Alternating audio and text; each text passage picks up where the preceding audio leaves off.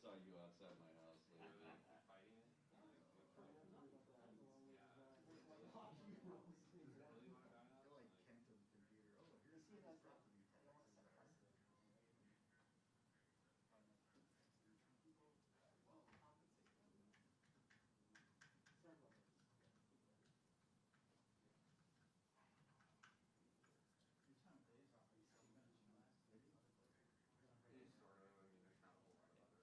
out there to begin with. Unless it's great. I can't remember how it got off, but it's also one of those where it's like these guys, they got a program about, well, a couple of them are using it. I think you have it. It's called Trent, and it'll pop it in there, and it'll shoot verbatim every time code.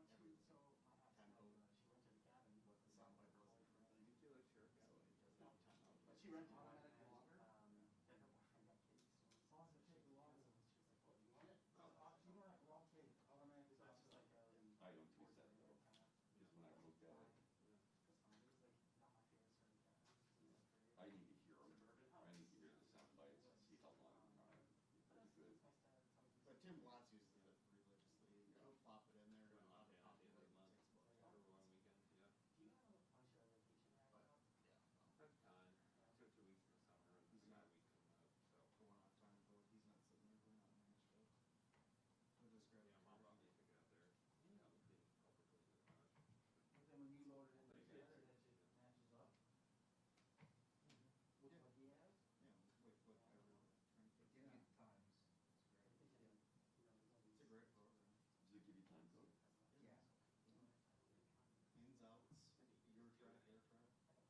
So it must go on the length of the pause and then it stops for as far as what the in and out is. It hears like every word like that said, it makes it up. You highlight the mic that you want. I suppose the way to do that is to let that. Well, they use it because we started using it before they did, and then Spencer went over there. I used it in our. Oh, I think. The way to do that is to run it through there, and then you go listen to the interview. Always on the rise. You don't have to log, you just listen to it and then highlight what you want to be like.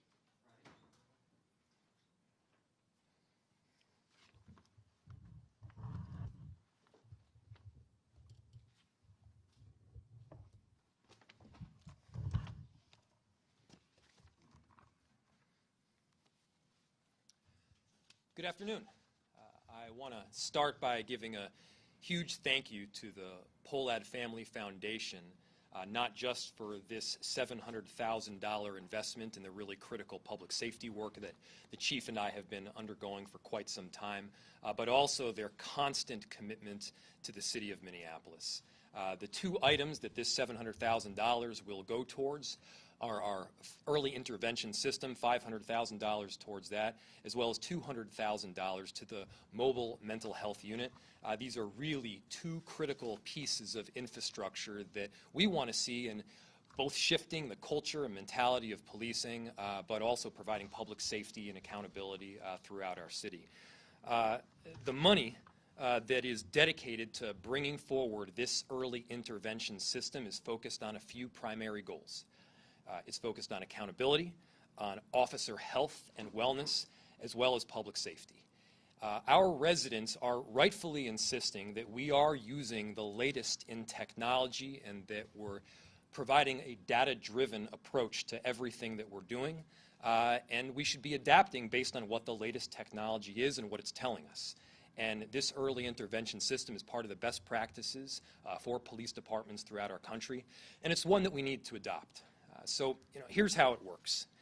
It gives us the opportunity to centralize data in a way that we will have real-time access to it, so that supervisors are able to track the rank and file and the behaviors and their conduct that's happening in real time on the ground. That's everything from use of force incidents to complaints, everything from sick days that are taken to conduct and interactions that they have with the general public. And the whole purpose is to be able to identify problematic behavior before it becomes problematic. It's about finding opportunities for both intervention and prevention And it allows us to forecast risk first and then mitigate that risk. So this is it's a really critical component. It's one that we've been pushing for quite some time. As you may note, Chief Arradondo have been seeking funding for this early intervention system for now well over a year. It's a system that I believe that we do need to move forward on, and this is a proactive approach that I think that people throughout our city are rightfully demanding. So as we also continue the work to launch our mobile health unit, this $200,000 will be of great assistance there as well. This is hard work. All of this, it requires due diligence. It requires all of us digging in, and ultimately it requires partnerships. It can't just be government that's at the table. It has to be community. It, of course, has to be our police officers, and it also has to be philanthropy and our foundations and private sector as well. And so again, so thankful to the Pohlad Family Foundation for putting forward and providing this assistance. Accepting this grant should ultimately be a no-brainer. Proud to partner along with them. And with that, I will turn it over to our Chief Arradondo.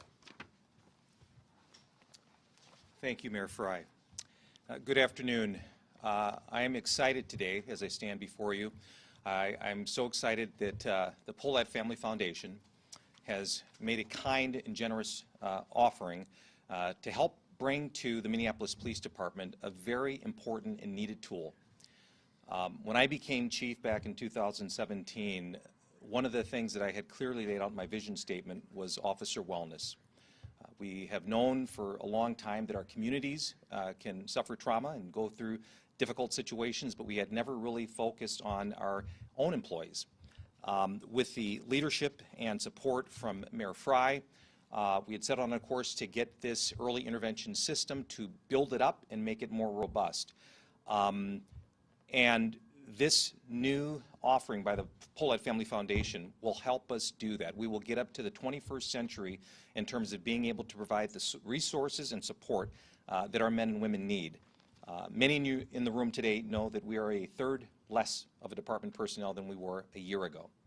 Now, asking sergeants with the already inundation of tasks and responsibilities that they have to do this very key critical work, to be able now to have this data-driven, real-time analytics to guide the performance of our employees, and as Mayor Frey aptly said, to also mitigate risk, this is so incredibly important. As I continue to go throughout our four corners of our great city and talk to community, all of them have said that they want to make sure that we have our officers at their best when they come into those spaces to meet with them. And so I'm very, again, thankful for the Pohlad Family Foundation, for Mayor Frey's consistent support in making sure that we have the resources that our men and women need to do this job effectively and with humanity and service. And so I also want to just say that while this is absolutely a national best practice model, a lot of research has gone into this here. I want to thank, from my team, my leadership team, Deputy Chief Amelia Huffman, who's done a lot of outreach, whether that's around the country to different departments who are utilizing this tool. And so thank you all.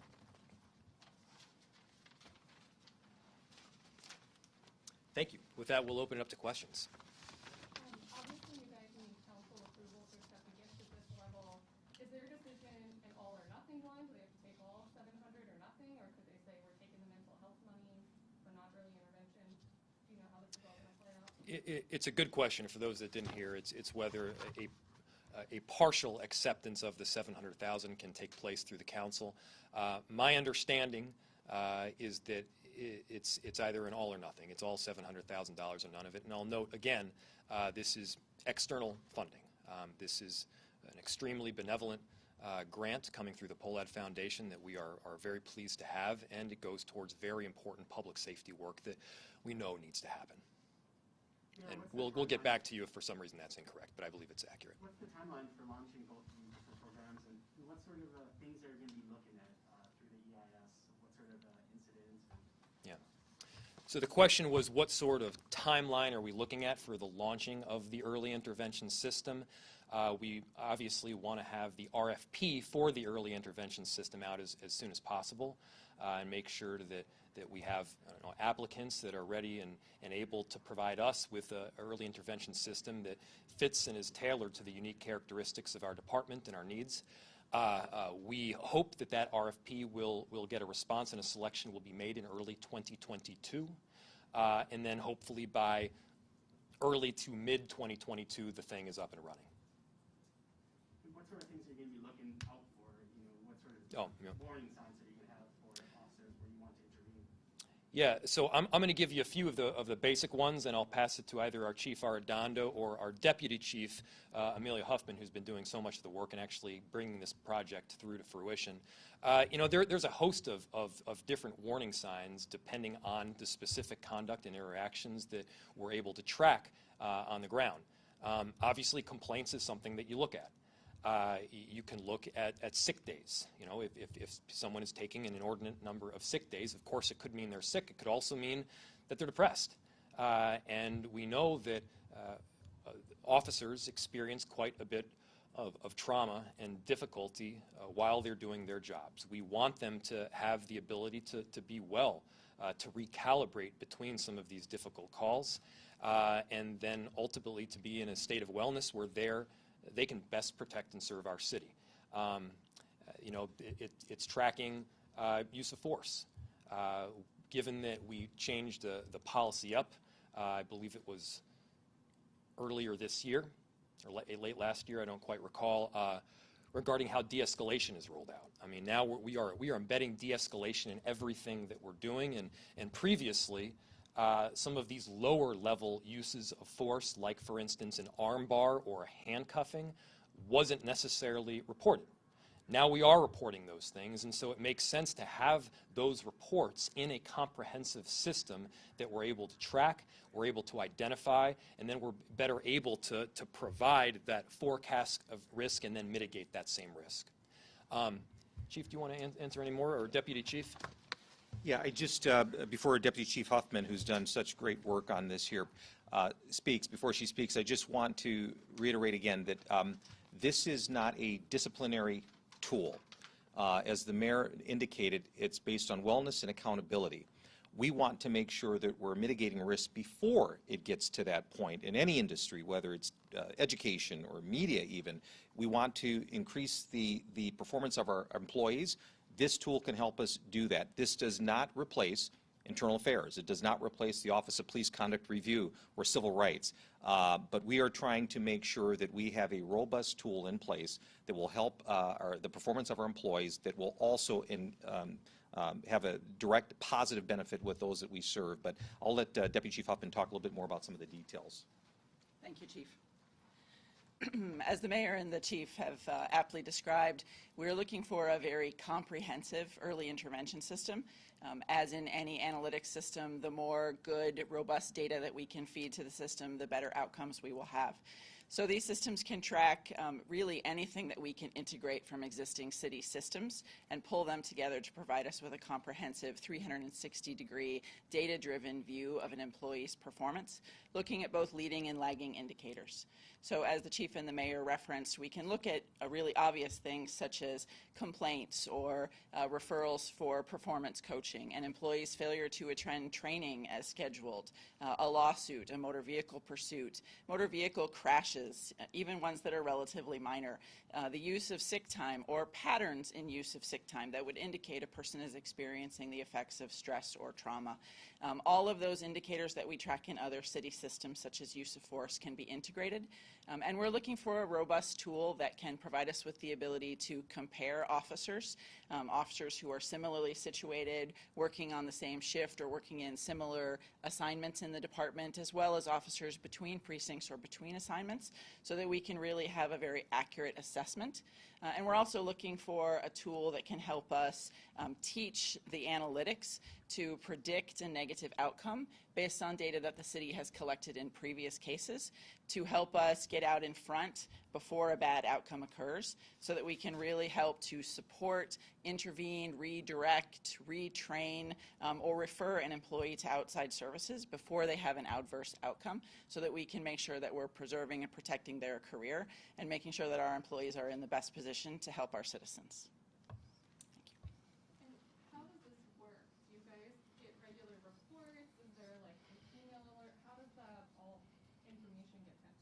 Yeah, that's a great question.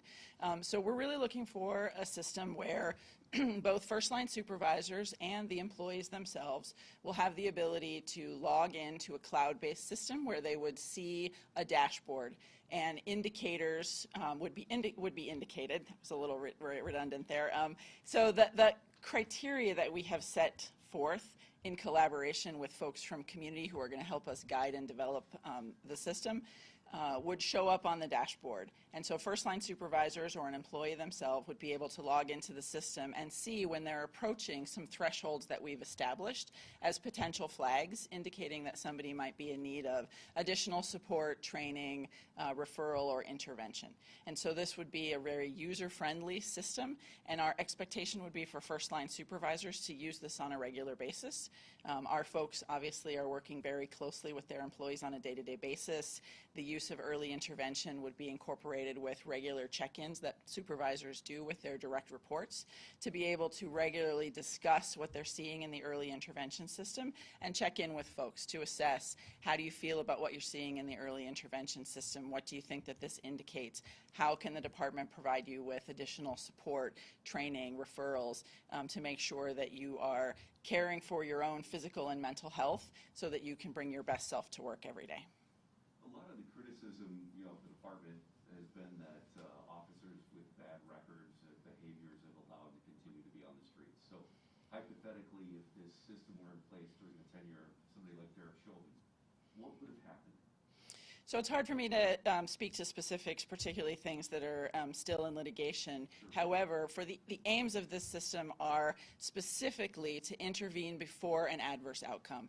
So we want to make sure that we have every opportunity, and we set up expectations and we provide tools for first-line supervisors to be looking for opportunities to prevent that adverse outcome in that case or any other similar case, right? And so this is one piece of first-line supervision and performance management that gives people tools to do a better job of identifying an employee who could end up where we don't want them, on the 5 o'clock news, on the front of the newspaper, in an incident that has a terribly negative impact on a community member or on our community as a whole. And this gives them tools to mitigate the risk for individual employees. Is this then to address that gap that's been criticized that allows problem officers to continue behaviors like that? Yes, this is one piece of addressing gaps that we have in making sure that we're identifying employees who need intervention and support and providing them with what they need to be successful. We have time for about one or two more. Okay, so with the police department being a third of what it was a year ago, I know you're saying that this would be, it's what the community is asking for, this accountability and everything, but do you have concern at all that this kind of micro looking in would prevent officers from applying to work at MPD because they might feel like, they're overwatched? My second question is just if you could please talk about that mental health crisis unit, the vision with that. Thank you. Yeah, absolutely. I can address the first half of that question. This is definitely personnel data that folks rightfully expect the city to handle with the utmost care. Some of that comes from timekeeping systems and other sources of data that are not readily publicly available. And so part of our proposal for vendors is that we would need to have all of the IT security arrangements made for this system to protect that private data. And we would be providing training to our first-line supervisors and our personnel to help them understand how to use this tool and what to expect from early interventions. We'll also be collaborating closely with the Police Officers Federation, the union that represents our officers, sergeants, and lieutenants. Because this is a non-punitive process designed to intervene before adverse events, we expect to communicate robustly to our folks that this is a tool to protect their health and wellness and to intervene before a negative outcome, and to really help them understand that this particular tool is about positively impacting people's careers, saving their ability to continue working, bringing their best self, having a positive impact on their home life and their family life as well. Question for the chief is, as you continue to push these reforms, which you've been long advocating for your department in your tenure here, and you've got a lot, I'm sure, planned for the future. What's your commitment to staying with this department? You plan to be here for the long haul? So the question is, do I plan to be here or seek another term? And so I will tell you that I have been just determined and focused on trying to reduce some of the levels of crime that we've seen, unfortunately, from last year into this year. Some of you may be aware that even just last night we had 4 people shot and wounded in a section of town in North Minneapolis. So I'm continuing to stay focused on that. I have not had the opportunity to sit down with Mayor Frey or my family, for that matter, yet to have that discussion. When the time is appropriate, I will certainly do that. I've had the honor and privilege of serving for Mayor Frey. I've appreciated his consistent leadership. Many who, from the outside looking in, don't realize, I mean, I've had the opportunity to see him lead through times that they were good and certainly challenging times. And so I've been very proud to serve for this mayor. But he just had a little baby girl not that long ago, and so we've had a busy year. But when the time is appropriate, I definitely will have that conversation with the mayor and my family. So thank you for that. Last question. My second part of the Yep. question was not answered. The mobile health unit? Oh, yes, of course. Yes, yes. Yeah, first, I'd also, like to thank the chief for the ongoing partnership, and I've told the chief this, and I will tell everyone this publicly. He has my unwavering support. I think Chief Arradondo is the best police chief in the entire country. We have been through times both thick and thin, and I think one of the extraordinary things about him is he's the exact same person that you see before this podium as you do behind closed doors. A compassionate, caring person, and we have championed both reform, transformation, and really important public safety elements together. To your question about the mobile health response units, and just to refresh my recollection, it's how will this $200,000 aid in What's the vision? Right. So, I've said this repeatedly. Not every 911 call requires response from an officer with a gun. We can match, unique skill sets to the unique circumstances that are happening on the ground, and whether that's a mental health responder through this mobile unit, or that's a social worker in a situation where someone is experiencing homelessness, we can provide that necessary skill set. Now, I've said from the very beginning also that it's not just about getting this done, it's about doing it right. And there are a number of really important logistics that need to first be figured out. Notably, how is the dispatch system conducted? How are we ensuring that a mental health unit that is responding to a call without a police officer is responding to a call that is neither violent nor dangerous? We don't want to put a mental health responder in harm's way, and so the logistics are of paramount importance here. And so again, we have to do the work to get this right. The $200,000 can help out with a range of issues ranging from administrative to IT. And as we roll this out, we again need to make sure that it's done effectively. I've been saying that since the very beginning. Again, we need safety beyond policing. We need police. This needs to be a both-end approach. And I think a big part of what today will show is that, we can do this together. For those that will say that we don't need police officers, well, I adamantly disagree with them. And as long as we are going to have police, and I think we need them, period, let's work together to figure out how both to ensure officer wellness, safety, and accountability, and make sure that our officers can succeed. All of these things are of great importance right now, and we need to be honest and deliberate with our approach. Okay, that's the time we've got. Thank you, everyone.